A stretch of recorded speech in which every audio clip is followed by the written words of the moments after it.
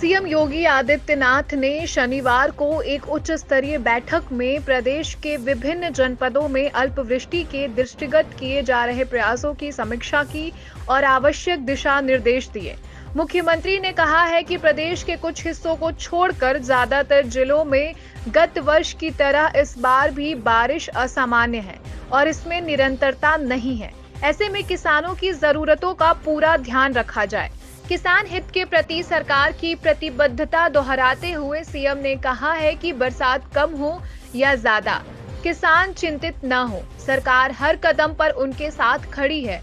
उन्होंने अधिकारियों को निर्देशित देते हुए कहा कि हर हाल में नहरों के टेल तक पानी पहुंचाया जाए। सीएम ने सिंचाई एवं विद्युत विभाग को अलर्ट मोड में रहने के लिए निर्देशित किया है। मुख्यमंत्री ने कहा कि प्रदेश के सभी किसानों के खेत में हर हाल में पानी पहुंचाना सरकार की प्राथमिकता है। इसके लिए नदियों को चैनलाइज करते हुए उनके पानी को नहरों में पहुंचाने की व्यवस्था करें। इस बात का विशेष ध्यान रखा जाए कि पानी हर हाल में नहर के टेल तक पहुंचे। नहरों की सुरक्षा के लिए पुलिस पेट्रोलिंग करे। ये सुनिश्चित किया जाए कि बीच में कोई नहरों को काटने न पाए। मुख्यमंत्री ने कहा कि प्रदेश के अन्नदाता किसानों का हित हमारी प्राथमिकता है। ऐसे में अल्पवृष्टि के प्रभावों का सर्वे कराकर सटीक आकलन किया जाए। उन्होंने कहा कि जलाशयों में जमी सिल्ट की सफाई कराई जाए। मुख्यमंत्री ने कहा कि अल्पवृष्टि में किसानों को अन्य वैकल्पिक फसलों की बुआई के लिए प्रोत्साहित किया जाए। साथ ही इस बात को भी सुनिश्चित किया जाए कि नलकूपों और पंप कैनोल्स को पर्याप्त विद्युत आपूर्ति हो।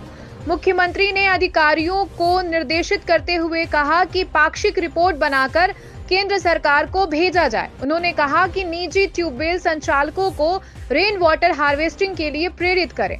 अधिकारियों ने मुख्यमंत्री को अवगत कराया कि इस वर्ष दक्षिण पश्चिम मानसून से अब तक कुल 281.2 मिलीमीटर वर्षा दर्ज की गई है, जो कि सामान्य वर्षा का 84.3% है। बैठक में कृषि मंत्री की ओर से बताया गया कि प्रदेश में अब तक 86.07% धान की बुआई हुई है। रायबरेली में स्थानीय क्षेत्र विकास योजना से मिले बजट को खर्च करने में हो रही देरी पर सांसद सोनिया गांधी नाराज हैं। स्वीकृति के करीब 8 माह बाद भी 2 करोड़ के कार्य आरंभ ही नहीं कराए गए हैं। वहीं शुरू कराए गए कार्यों की प्रगति भी धीमी है। करीब 22 सड़कों का काम न होने से जनता को दिक्कतों का सामना करना पड़ रहा है। सांसद ने डीएम और सीडीओ को पत्र भेजकर इसके लिए कार्यदायी विभागों को उत्तरदायी बताते हुए कार्यों को शुरू कराकर प्रगति रिपोर्ट मांगी है। आपको बता दें कि पिछले वित्तीय वर्ष में सांसद ने निधि से 22 सड़कों का निर्माण कराने के लिए स्वीकृति दी थी। सड़कों को बनवाने की जिम्मेदारी ग्रामीण अभियंत्रण विभाग को दी गई। सोनिया ने पिछले साल 18 नवंबर को ही स्वीकृति को स्वीकृत कर दिया था, लेकिन सड़कों के निर्माण का काम अब तक आरंभ नहीं कराया गया है। स्वीकृति होने के बावजूद अन्य कार्यदायी विभागों को भी दिए गए जो अब तक पूरे नहीं कराए जा सके हैं। 2 करोड़ से अधिक के कार्य अब तक शुरू भी नहीं कराए गए हैं। स्वीकृति के 8 माह बाद भी सड़कों का काम शुरू न होने पर सांसद ने नाराजगी जताई है। सांसद प्रतिनिधि केएल शर्मा ने डीएम और सीडीओ को पत्र भेजा है। काम शुरू न कराने के लिए पत्र में कार्यदायी विभागों को उत्तरदायी ठहराया है। साथ ही स्पष्ट किया है कि सड़कों का काम न कराए जाने के कारण जनता को दिक्कतों का सामना करना पड़ रहा है। जनता के हित में सड़कों का काम मानकों के अनुरूप आरंभ कराते हुए प्रगति रिपोर्ट उपलब्ध कराने को कहा है। सांसद सोनिया गांधी ने पिछले वित्तीय वर्ष में 22 सड़कों को निधि से स्वीकृति दी। इसमें 10 सड़कें शहर में बननी हैं। इसके अलावा जगतपुर, लालगंज, अमावा, दीनशाह, गौरा, सताव, महाराजगंज, शिवगढ़, हरचंदपुर ब्लॉकों में भी इंटरलॉकिंग, खड़ंजा, सीसी रोड व नाली सड़क निर्माण आदि का काम दिया है। सड़कों का काम शुरू न होने से लोगों को आवागमन में दिक्कतों का सामना करना पड़ रहा है। सांसद की अध्यक्षता में जिला विकास समन्वय एवं अनुश्रवण समिति की बैठक हर 3 महीने में होनी चाहिए। इस बैठक में केंद्र से संचालित योजनाओं की समीक्षा होती है, लेकिन पिछले 11 महीने से ये बैठक हुई ही नहीं है। पिछले बैठक 29 अगस्त 2022 को अमेठी की सांसद स्मृति ईरानी की अध्यक्षता में हुई थी। इस बैठक में सोनिया गांधी शामिल नहीं हुई थी। स्मृति ईरानी अमेठी और रायबरेली में दिशा की चेयरमैन हैं, जबकि सांसद सोनिया गांधी अपने संसदीय क्षेत्र में दिशा की उपाध्यक्ष हैं। लोकसभा चुनाव को लेकर इंडिया ने गतिविधियां तेज कर दी हैं। कयास लगाए जा रहे हैं कि बिहार के सीएम नीतीश कुमार यूपी की मिर्जापुर या फूलपुर सीट से चुनाव लड़ सकते हैं। साथ ही सपा पश्चिम बंगाल में अपने नेता किरणमय नंदा को लोकसभा चुनाव लड़ाने के लिए एक सीट मांगेगा। अगर टीएमसी वहां सपा को एक सीट देती है तो इसके एवज में यूपी में एक सीट तृणमूल कांग्रेस के लिए दी जा सकती है। इसी तरह से राजस्थान और हरियाणा में भी सपा इंडिया से 2-2 सीट मांगने की तैयारी में है। सपा की तरह ही तृणमूल कांग्रेस भी राष्ट्रीय पार्टी का दर्जा हासिल करना चाहती है। इसी साल अप्रैल में चुनाव आयोग ने तृणमूल कांग्रेस का राष्ट्रीय पार्टी का दर्जा वापस ले लिया था। इसके लिए तृणमूल कांग्रेस और सपा दोनों ही अपने अपने आधार वाले राज्य के अलावा दूसरे राज्यों में भी पैर फैलाना चाहती हैं। सपा सूत्रों के मुताबिक तृणमूल कांग्रेस यूपी में एक सीट पर अपने सिंबल पर प्रत्याशी उतारना चाहती है।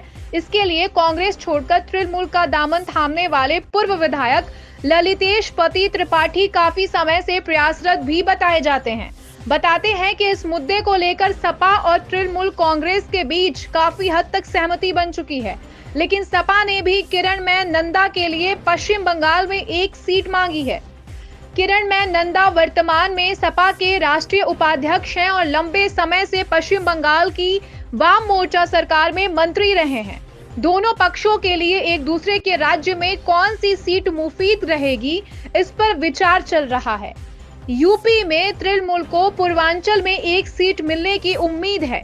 इंडिया गठबंधन के तहत बिहार के मुख्यमंत्री नीतीश कुमार को यूपी से चुनाव लड़ाया जा सकता है।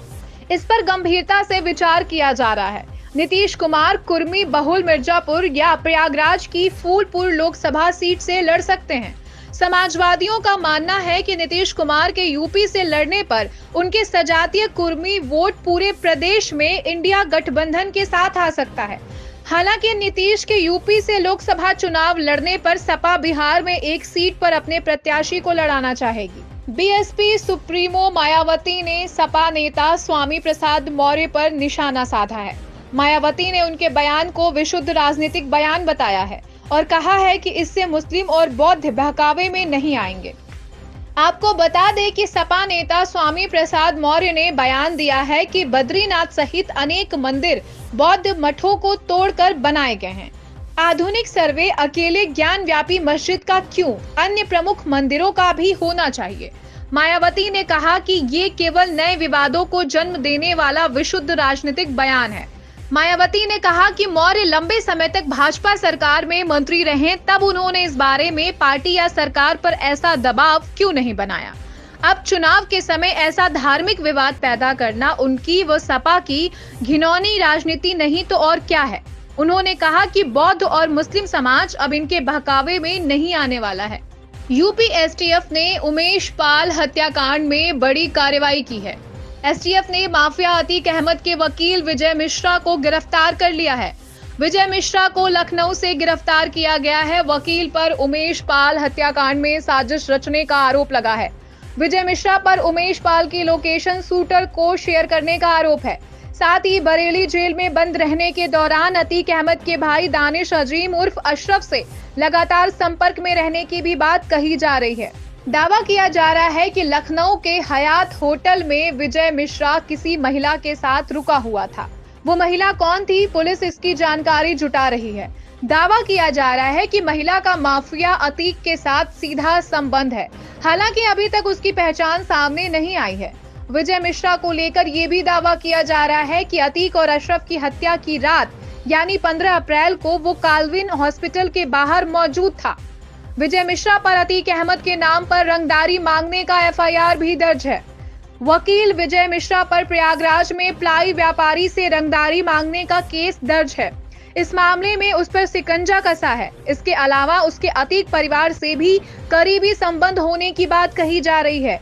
उमेश पाल मर्डर केस में अभी अतीक अहमद की पत्नी और 50,000 की इनामी शाइस्ता परवीन की तलाशी चल रही है। उसे पकड़ पाने में अब तक यूपी पुलिस कामयाब नहीं हो पाई है। बुलंदशहर की खुर्जा नगर पालिका में सोलर लाइट्स और प्लेच में बड़ा खेल किया है। खुर्जा नगर पालिका के कर्मचारियों की ये करतूत कैमरे में कैद हो गई है और सोशल मीडिया पर जमकर वायरल हो रही है। आरोप है कि नगरपालिका के कर्मचारियों ने सोलर लाइट्स और पैनल चोरी करके करोड़ों का हेरफेर किया है।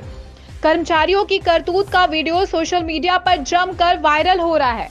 चोरी कर बेची गई 4 सोलर प्लेट को पुलिस ने बरामद भी कर लिया है। पुलिस ने मामले में खुर्जा कोतवाली के आगबाल फाटक के पास से सैफी एग्रो के गोदाम मालिक को पकड़ लिया है, जबकि दूसरे आरोपी प्राइवेट कर्मचारी आफ्ताब फरार है।